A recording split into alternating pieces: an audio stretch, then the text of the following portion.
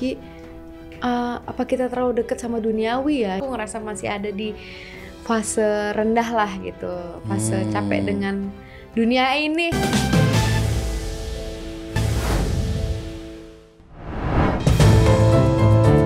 Nggak ada itikat baik dari mantan manajer, Wika Salim ambil langkah hukum. Habis sudah kesabaran Wika Salim menghadapi ulah mantan manajernya. Usai mensomasi sang manajer yang berinisial IH atas kasus penggelapan honor miliknya yang diduga dilakukan oleh IH. Hari ini, rencananya Wika akan melaporkan sang manajer ke Polda Metro Jaya.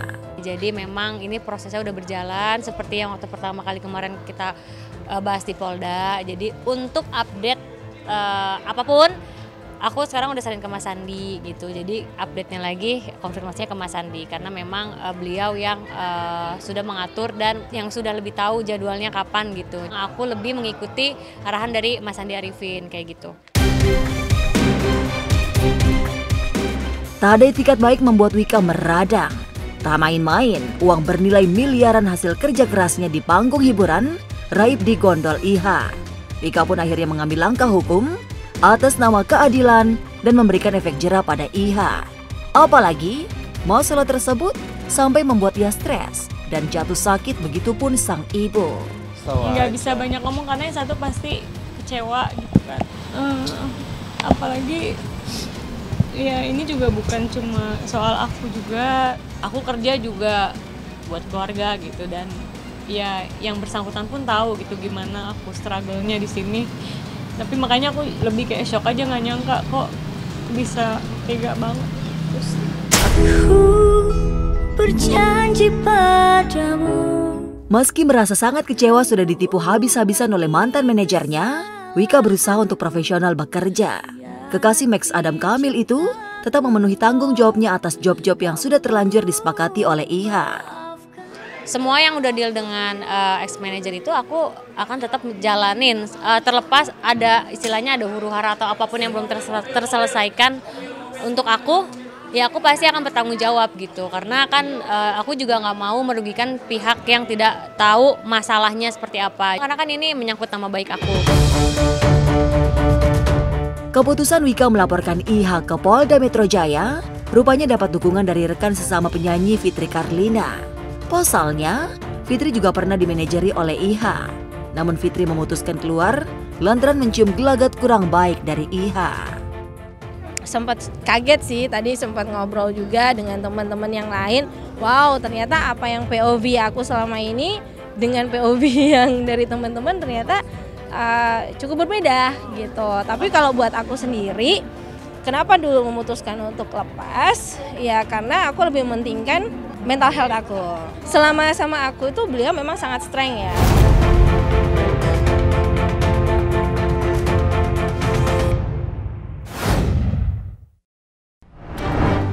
Isu kehamilan terjawab. Mahalini terkena radang otot akibat skoliosis. Mahalini, penyanyi yang juga istri dari Rizky Febian, kembali menjadi sorotan. Setelah penampilannya dalam acara ulang tahun Azura, putri pasangan Atta Halilintar dan Aurel Hermansyah memicu spekulasi di kalangan publik. Tampak perutnya yang lebih besar membuat banyak pihak menduga pelantun Sisa Rasa ini tengah berbadan dua.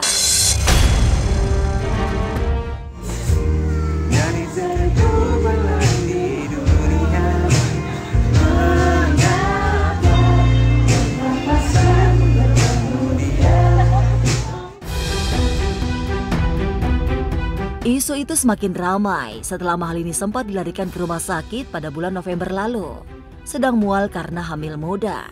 Bahkan Sule, ayah mertuanya, sempat menjenguk Mahalini di rumah sakit. Juga sang suami meminta izin untuk pergi keluar kota. Ya udah, Neng, ayah ke Subang dulu ya. Langsung. Langsung Subang. Nanti Teteh udah di sini di jalan. Ya, Cepat sembuh ya. Sehat terus ya. Iya. So, udah istirahat. Selamat pagi Ayang. sampai otaknya Iki kemana itu? Bye. Bye. Telat ya? Tuh aku sampai ngomong sama Iki, apa kita terlalu dekat sama duniawi ya? Aku ngerasa masih ada di fase rendah lah gitu, fase capek dengan dunia ini. Namun seolah menjawab rumor yang ramai di media sosial, Mahalini pun buka suara. Ia mengungkapkan bahwa kondisi kesehatannya menjadi penyebab utama perubahan fisiknya belakangan ini.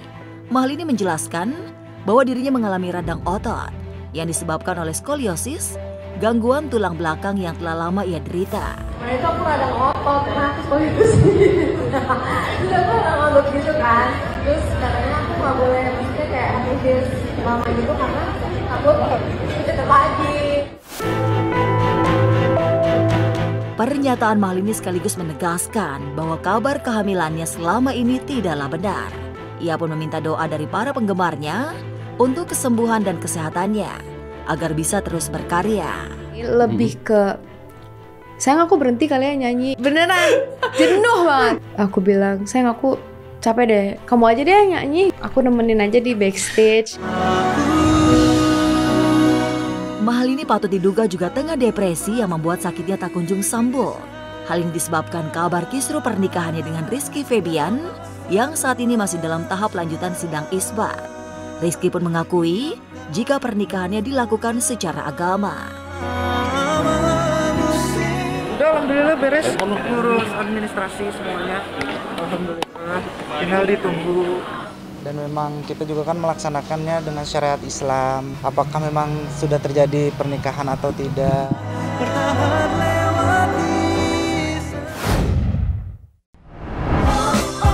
Paula Verhoeven kian mandiri, siap menjadi single mom.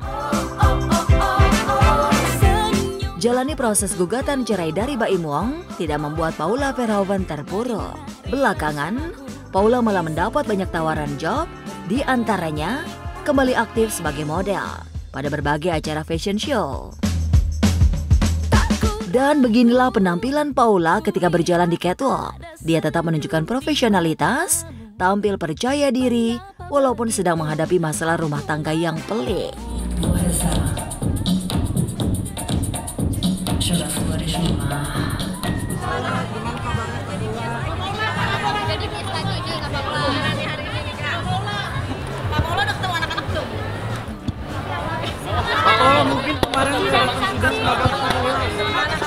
Terima kasihku.